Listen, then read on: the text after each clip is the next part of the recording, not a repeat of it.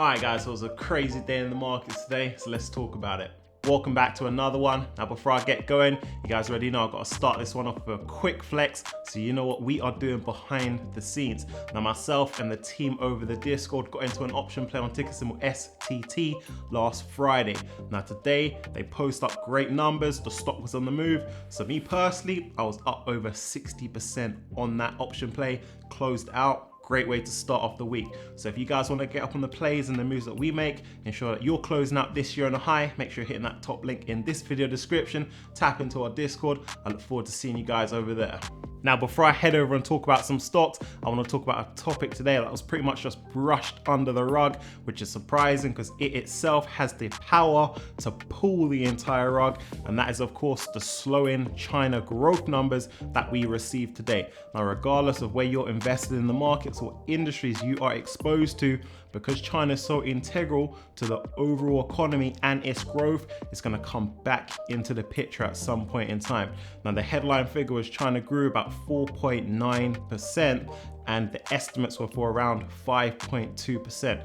Now, first up, it sounds crazy saying this, but we also have to consider the accuracy of these numbers, because historically there have been times where they post up numbers and they haven't been true. They've come out and admitted that, but we're going to go along with the numbers. And what's happening is China is continuing its multi-year decline in growth. So it's still growing, just not as fast. Now there's two main reasons for this. The first is the power crunch that is going on right now, which is crippling their output. So we're seeing surging coal prices. As a result, there's electricity shortages. A lot of their factories are closed down, lowering their output. Now, this is an issue that again will come back into the scene because we're not yet at peak season.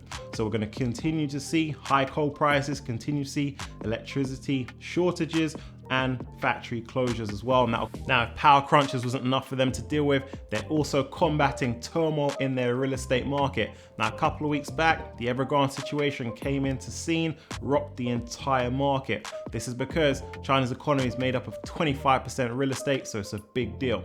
Now, a couple of weeks back, we learned that Evergrande has been defaulting on some of their payments. On the 23rd of September, they got a grace period of 30 days to make payment.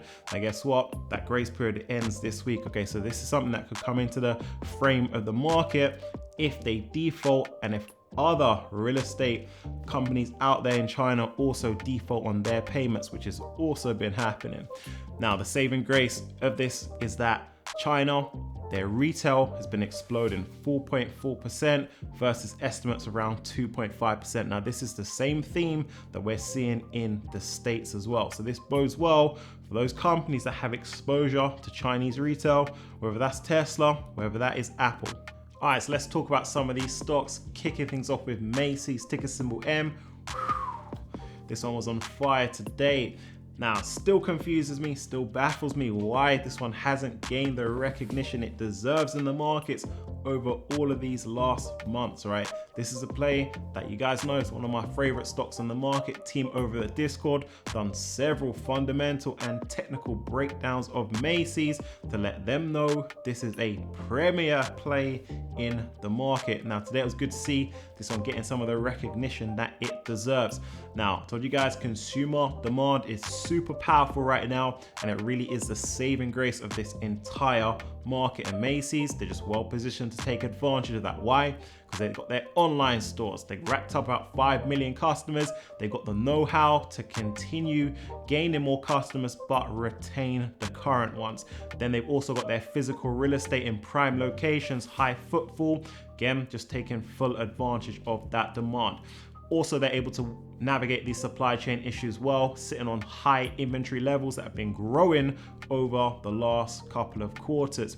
Not only that, they sell multiple brands, okay? So they're not like a Nike or an Adidas that has to just rely on their one brand. When a customer goes to a Macy's store, they're leaving with something, okay? If they can't find the one item they're looking for, there's substitutes, there's alternatives that they can pick up. And because they're sitting on good inventory levels, they're gonna have several different substitutes. So that just helps protect their revenues. And also valuation is good. I always tell you guys, check that valuation. Valuation for Macy's is strong, well below a lot of their competitors. And what this does is it leaves a lot of room for the upside. So I'm not surprised to see a major move in that Macy's stock price because the valuation will allow for it. Okay, we saw a big shift up today.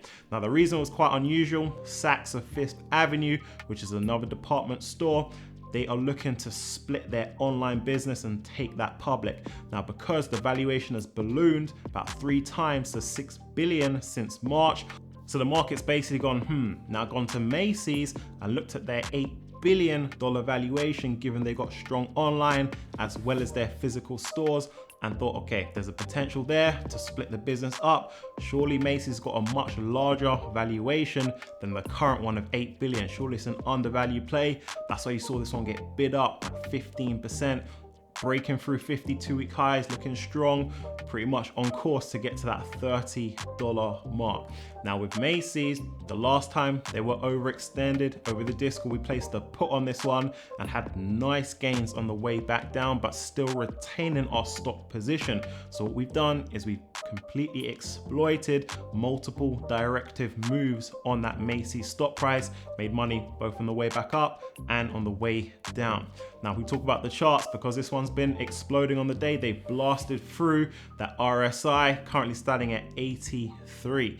Now we haven't seen RSI that elevated on Macy's since March this year. Okay, so right now, very much in overbought territory.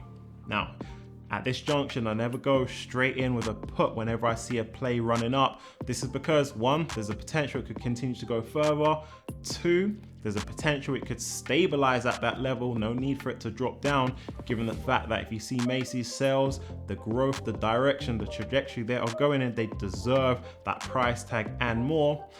But what I like to do is I like to see them break some key trends first, whether that is a 10-day moving average, whether that's a 5-day moving average, just to confirm a trend reversal before I go again and put some puts. So hopefully I've managed to make some of you guys millionaires from this Macy's play. Now let's talk about Tesla, ticker symbol TSLA. This one's been on a phenomenal run. I've really lost count of how many consecutive green days they have now posted up. Excitement really is building up to their earnings, which they're posting up on Thursday.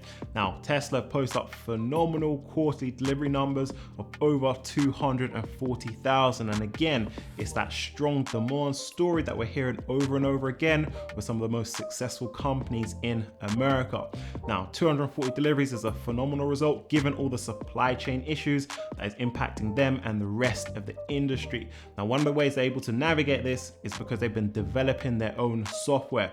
So in only 2 to 3 weeks, they've developed software that allows them to use other chips. That's helped them navigate some of these supply chain issues. And that really is what you get when you blend quality leadership with large cash piles and an exceptional workforce, right? You're able to navigate some of the most challenging issues and maintain your leadership position. Now, also, we've seen analysts come out, post up $1,000 price tags in the run up to earnings. All of this keeping the stock price strong, keeping that momentum. Now, if we talk about Tesla's earnings, I can't remember the last time Tesla finished up on the green on earnings day. Now, my expectation for earnings is yes, they'll have an increase in cost feeding through. We know raw materials like aluminium, like steel have increased, and we've done well off the back of those companies. Also, supply constraints will still be in the picture and it will still be a pain as we go forward. However, the demand is going to be phenomenal, the best in their company's history. As we go through the fourth quarter, Tesla really is a well-oiled machine heading into earnings. Given all of that, I'm expecting to finish up green on the day. Alright guys, so that wraps up for this one. If you're new, join the movement by hitting that subscribe. Also tap into the Discord, hit that top link in this video description. Join in on the plays, the stock buys, the option buys. Come and crush it with us in these markets. Catch you guys on the next one.